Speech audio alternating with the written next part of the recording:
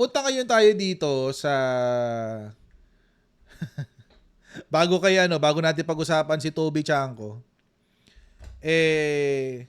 Pag-usapan muna natin yung pasabog ni Ramil Madriaga. Si Madriaga talaga. si Madriaga is that gift that keeps on giving. He's the gift that keeps on giving, guys. Si Ramil Madriaga. Ito, pag-usapan na natin. Mabilis lang, ha? So, nitong nakaraan, si Ramil Madriaga, may sinabi. May sinabi si Ramil Madriaga. Oo. Ito sabi. Daanan lang natin to, ha, para medyo light naman. Kasi itong kasunod nito medyo heavy. Sabi ni Ramil Madriaga. Saan na yun? Hindi. Ito. Hindi, pakita natin yung buo. Yan. Okay. Yan. Sabi ni Ramil Madriaga, sometime in 2018, PRRD asked Sara to go to his home on Taal Street, Bangkal, Davao City to discuss the upcoming local elections in Davao City. Kasi nga 2019, tatakbo uli si Sara na mayor ng Davao City.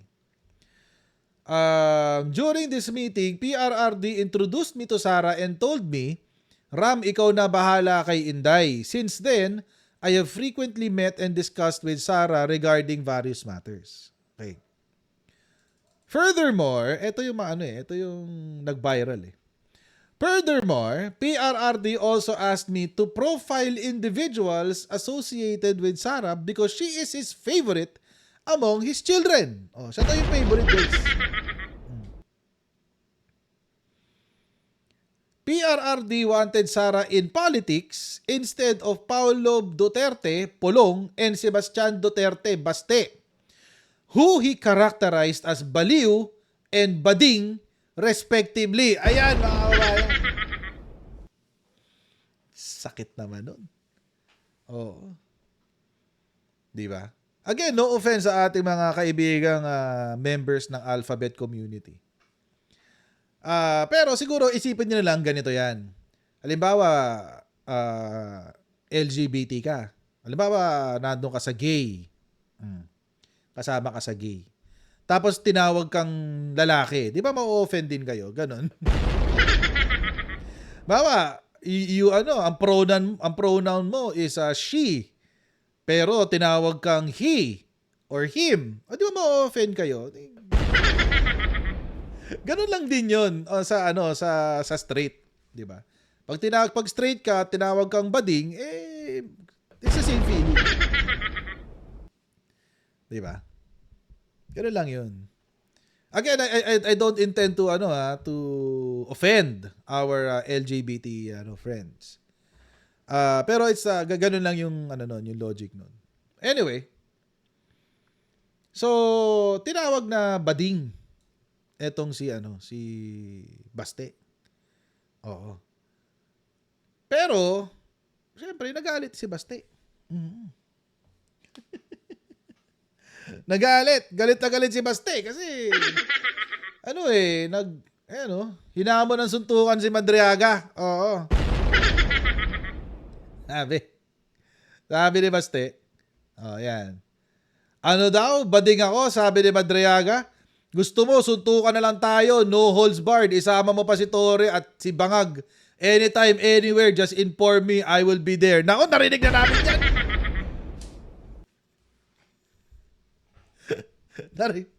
Narinig na namin yan, Baste.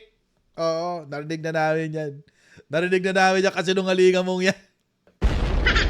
Ba't namumula ako? Wait lang. May problema yung white balance ko Ako, hindi ko maaayos ngayon to. Mamaya na lang. Tisoy ako ngayon dito. Namumula ako dun sa camera ko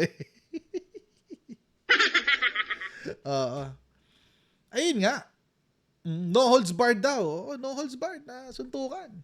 Masaya yan. Oo. Basagan ang muka. Narinig na namin sa'yo yan, baste. Ano ba? Wag na tayo magbolahan dito. Oo. Narinig na namin yan.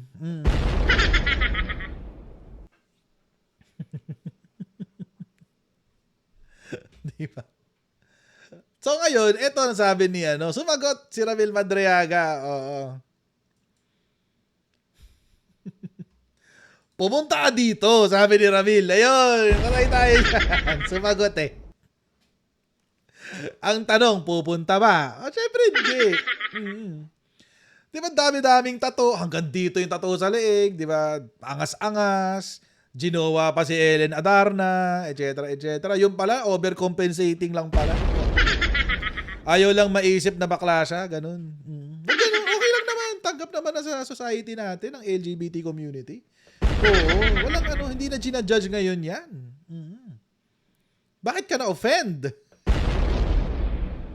Bakit ka umaray? Oo. Diba? Diyos ko. Dito nga sa live stream natin yung mga DDS, galit na galit sa akin. Sinasabi, bakla ako eh. Hindi ako no-open. Bakit? Hindi naman totoo eh. Wala kasi kailangan patunayan. Di ba? Ganun yun eh. Pag hindi ka affected, dahil hindi naman totoo, wala kang kailangan patunayan. So, di ba? Go lang. Life, ganun. Life goes on and on and on and on. Ba't ka ma-offend? Oo. Pag napikon ka, alam na. Diba? Pag na-offend ka, alam na. Oo. Yun ang wala, na-open ka eh. Oo. Sagot sa kanya ni Ramil Madriaga. Ito. Basahin natin yung actual na sulat. Correct, Andrew O'Neill. Di ba pag tunay kang lalaki, hindi mo napapansinin yun, sabi niya ni Andrew O'Neill. Kasi alam mo sa sarili mong ikaw ay isang tunay na lalaki. Correct. Hindi ka na ma-offend. Ba't ka ma-offend? Di ba? Ba't ka ma-offend? Kaso baka kasi may dahilan ma-offend. Ano ba to? Baka kasi may dahilan ma-offend. Oo. Tulad niya, halimbawa, tawagin akong addict. Hindi ako ma-offend kasi hindi naman ako addict. Di ba?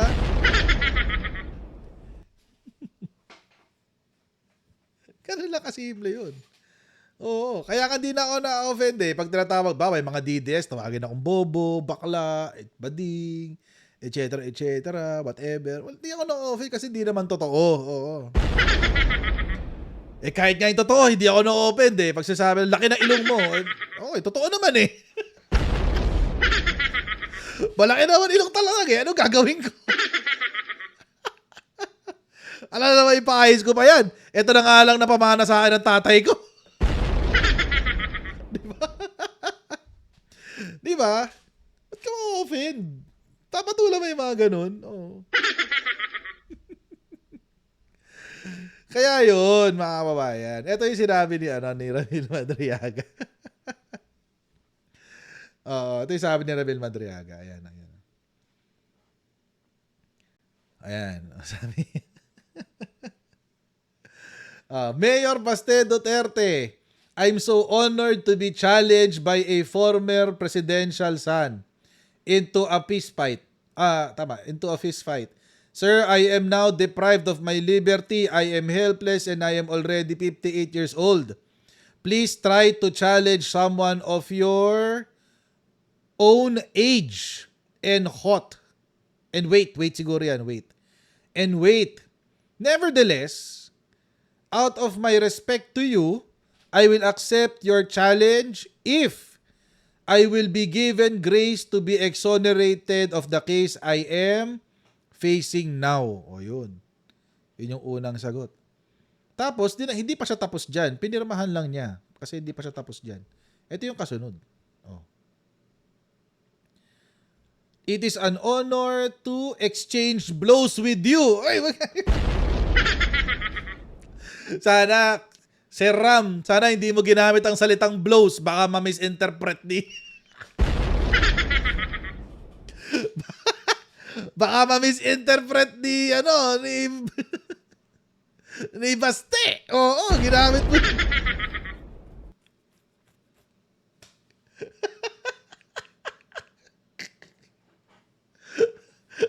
Oy, sa mga may kasamang bata, alam niyo yung content natin, not for kids, ha? Alam niyo yan.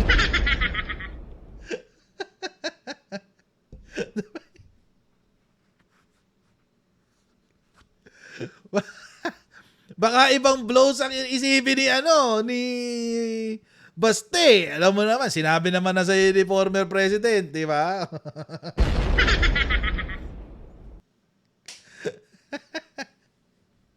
Di ba? Oo. Ano lang. Ingat-ingat lang sa ating mga ginagamit na salita. Baka ma-misinterpret. Oo. Baka ma-misinterpret yan. Baka isipin, ano, pag ready na kayo magsuntukan, biglang lumuhod. Alam ko ba, blows?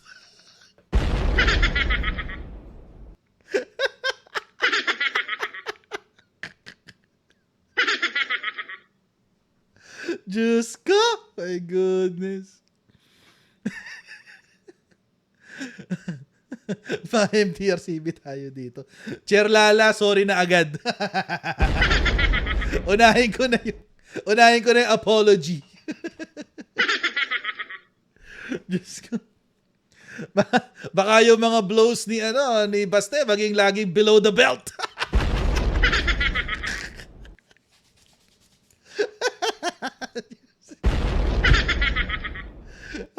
Diyos ko. Sir Ram, next time, kailangan, ano, malinaw ang salita.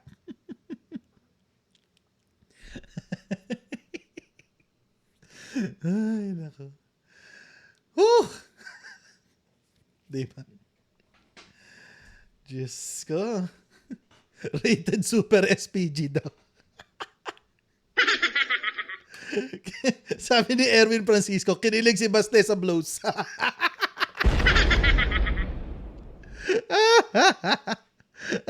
No holds barred daw kasi, sabi. Di ba? Asa na yung, ano, si Aldongin. Aldongin kasi si Basti naman kasi ang nagsabi. Sabi ni Baste, no holds barred. Ayan, no holds barred daw, sabi ni Baste. Yun lang. Sinabi rin ni Sir Ramil na, ano, I'll exchange blows.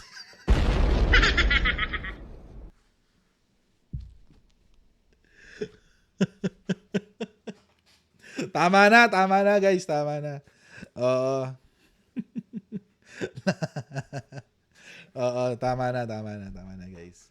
Oo. Grabe ka, Sherwin Ramos. Grabe ka talaga. Ito, hindi ko to sinabi, ha. Sinabi to ni Sherwin Ramos. Babasahin ko lang. Mapapasubo ka dyan bigla, Baste.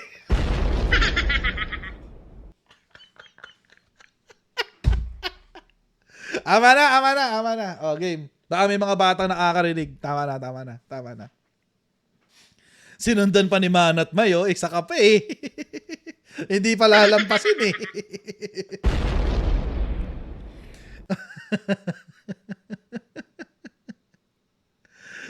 Ay, nako. Tama na. Baka yung mga batang nakakarinig. Tama na. Okay. However, if you find your way here in Annex 2, Camp Bagong Diwa, I will accommodate your request and trade punches, kicks, elbows, ano to? Backhand, roundhouse, uppercut, and headbutts even. Oh, yan. So kahit ano daw, no holds barred daw, no holds barred.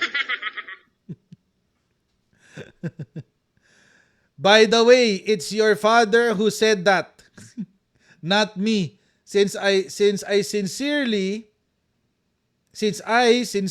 a believer of your father, I believe him that you're indeed that what he said you are. Okay. Yes.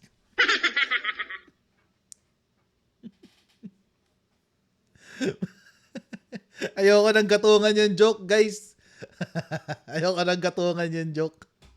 Baka mamaya bukas puro Facebook. Yung mga Facebook post, yung mga meme. Oo. Sabihin, oh, Sir Ram, sabi daw ni Sir Ram, you can exchange blows. In fairness, kasalanan talaga to ng tatay niya. Oo. Kasi hindi naman si Sir Ram ang nagsabi na Becky si Baste.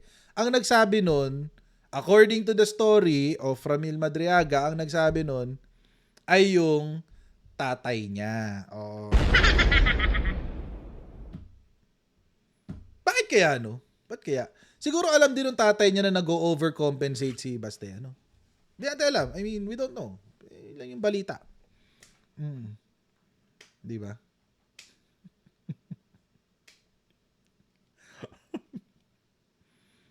So, yun. Tatay na karton. Correct, Lani J. Tatay na karton. Let's not forget. Pero, again, mga kababayan, tingin nyo ba si Ellen Adarna makakasagot niyan, Mark Williams. Si Ellen Adarna talaga yan. Baka meron dahilan kung bakit sila naghiwalay, guys. Oo. Kasi ang balita, di ba, ang nakipaghiwalay kay Ellen Adarna, si Baste. So, hindi natin alam. And parang simula nun, wala na tayong nabalitaan na nagjowa ba si Baste or whatever. Hindi natin alam. Oh, it's not that it is our business, it's just, we don't know.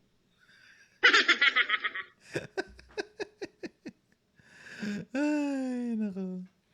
So, malay natin, ang dahilan kung bakit niya iniwan si Ellen Adarna is really because mas gusto niya yung kauri kesa yung iba, di ba? So, there's nothing wrong with it. Oo. Well, sa society natin, walang masama doon. Pero syempre, kung pag-uusapan natin ng religion, iba ang pananaw ko dyan. Pero sige, for now, since we're not talking about religion, walang masama sa society. Oo. Di ba? Sa pananaw ng society, walang masama dyan. Tanggap na ng society yan. So, kung ganun talaga siya, o di, walang problema. Wala nang problema kung mag-out siya. Yung kapatid nga niya, umaming tibo. Di ba? Si Sarah, umaming tibo yun.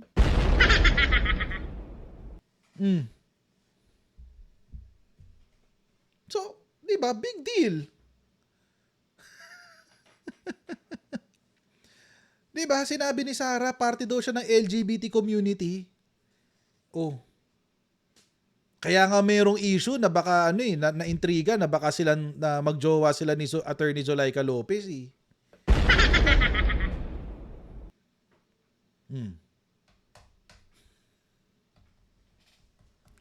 Diyos ko. Kaya siguro sinabi niya, ang gusto ko lang ay ang ulo ni Presidente. Tama na!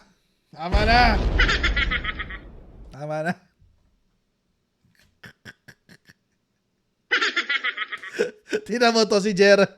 Ikaw, Gerald, ha? Ikaw, ha? Kakasabi ko lang eh.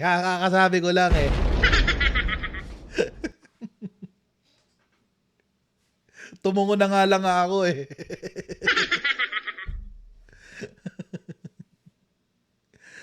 Ay, nako. Aling ulo? Di ko alam. Bahala si Baste mag-decide. Diba? Anyway, going back. So, wala namang of course, again, iba yung pag-uusapan kung yung faith ko ang pag-uusapan. Iba ang sasabihin ko. Pero as far as society is concerned, wala namang issue eh. Ba't ayaw na lang, di ba? Wala namang problema. Pero feeling ko, hindi yan pupunta. Kasi naalala nyo nung nakaraan, hindi nung yung kay General Torre, wala nangyari doon, di ba?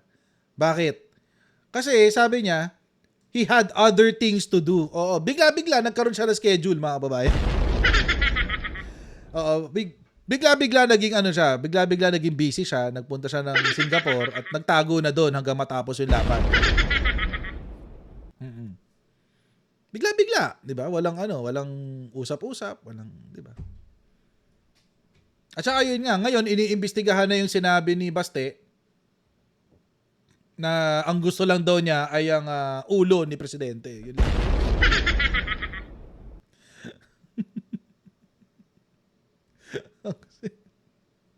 Ang gusto lang daw niya ay ang ulo ni presidente, di ba? Iniimbestigahan na yan. Oo. It's being considered a threat sa buhay ni presidente. Ito yung sinabi ng NBI, mga kababayan. Well, yung mga ganyang bagay, sasabihin na naman, metaphor or what, but as our mandate, we always mindful of the security of our president at babantayan natin yan at kailangan natin sigurong imbestigahan ng mas maayos para malaman natin kung ano talaga ang intensyon. Sapagkat sa nakikita ko ngayon, parang paulit-ulit nanggagaling sa kanilang pamilya noon, si Vice President Sara, ngayon si Basti naman, ang sinasabi lagi, yung ulo lagi ng presidente yung binabanggit nila. So, sabi ko nga, palalalimin natin at titingnan natin ito kung anong direksyon ang talagang tinutumbok ng mga pananalita na ganyan. We are reviewing it. Kailangan at talaga natin alamin. Kailangan talaga alamin kung ano yung tinutumbok ng mga pananalitang yan. kinakailangan gawin yan. Basta may tinutumbok. Oo, basta may kailangan malaman natin kung ano yung tinutumbok niyan. But kung umabot sa ganung sitwasyon, we will not hesitate na magpadala ng subpoena para siya mismo magbigay linaw. Well, yung mga... Yun ang sabi ng NBI. Kailangan tumbukin. Ano ibig niya sabihin doon sa death threat na yan? Ano ba talaga yun? Ano ba talaga yung tinutumbok na yan, mga kababayan? Again, ito, seriously, mga kababayan. Magpakaseryoso na tayo. Oo. Total, 1:12 na madaling araw. At meron pa tayong isa pang topic. Oo.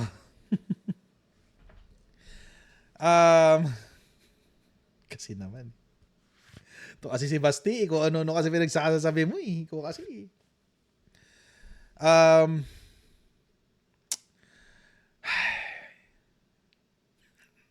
Hindi ako makamove on. Oy, kayo, yung mga joke-joke ko, baka mamaya bukas gagawin nyo ng meme yan. Pag ginawa nyo. Tapos sa akin ang balik. Oy, nag-joke lang ako, ha.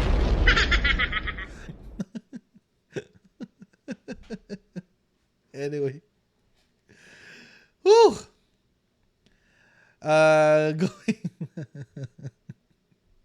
Going back.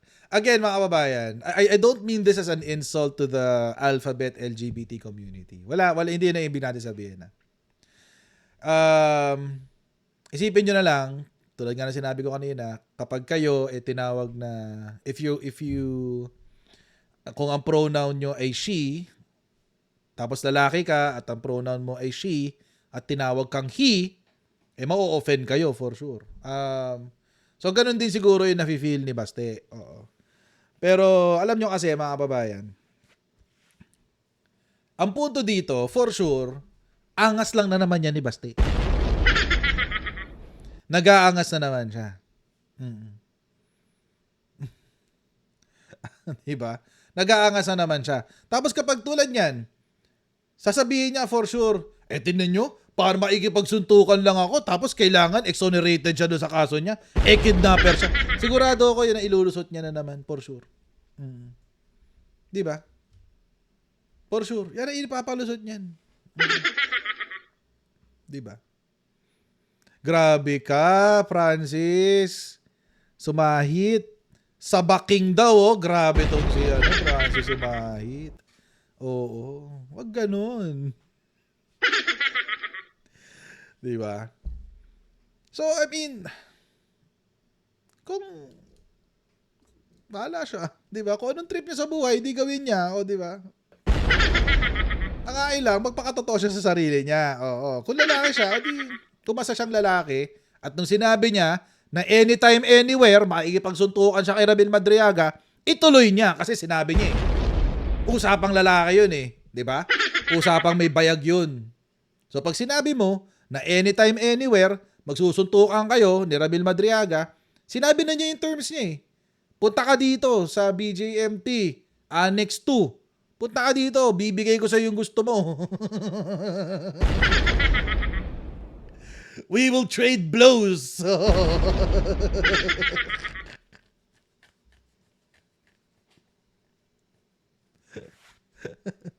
Di ba? Gawin mo kasi usapang lalaki yun eh. Oh, usapang lalaki yun. Kailangan usapang may bayag yan. Mm. Pero kung hindi ka naman kung if you feel that, you're not of you are part of the LGBT community, walang masama doon. Tanggap na ng society yan. Okay lang yun. And you don't need hindi mo kailangan magpatato ng sobra-sobra para lang ma-feel na lalaki ka. No, hindi. Okay lang yan. Oo. Kung feeling mo, para kang si Freddie Mercury nung kinanta niya ang awiting, I wanna break free. I want to break free.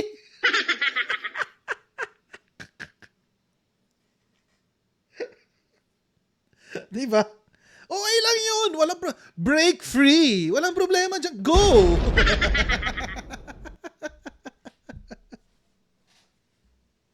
God knows.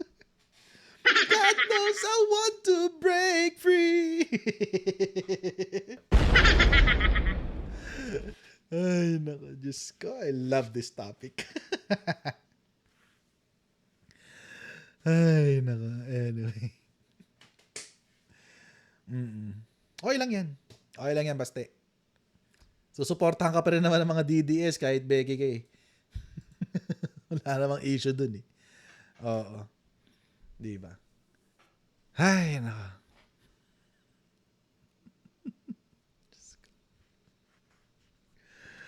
Ay, nako. Di ba pati tinan nyo yung MTV nung kanta na yan ng Queen, I Want to Break Free. Kahit puntahan nyo yung MTV nun, tinan nyo. Di ba? Nag-ano sila doon. Nakadamit babae si, doon, Freddie Mercury. Gusto raw niyang i-express ang kanyang sarili as a woman. Yan. Anyway. Oo. Anyway, kaya ang ating pangalawang topic. Okay, diretso na tayo sa ating main topic. Puntahan na natin si Toby Chanko, guys. Sabi ni Fido Dido, welcome daw baste, sabi ni Harry. Si Harry. Oh, di ba? Si Barbie and the Humbadings. Ayan. Okay lang yan. Walang problema dyan. Anyway, mga kababayan. Yun.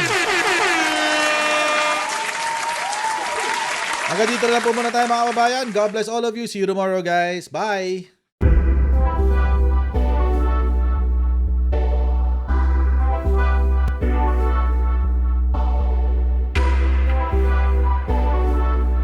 As senator judges, it is your obligation na dapat present ka sa mga proceedings. Hindi naman sakop ng trabaho ng Office of the Ombudsman na magpa-disqualify sa 2028.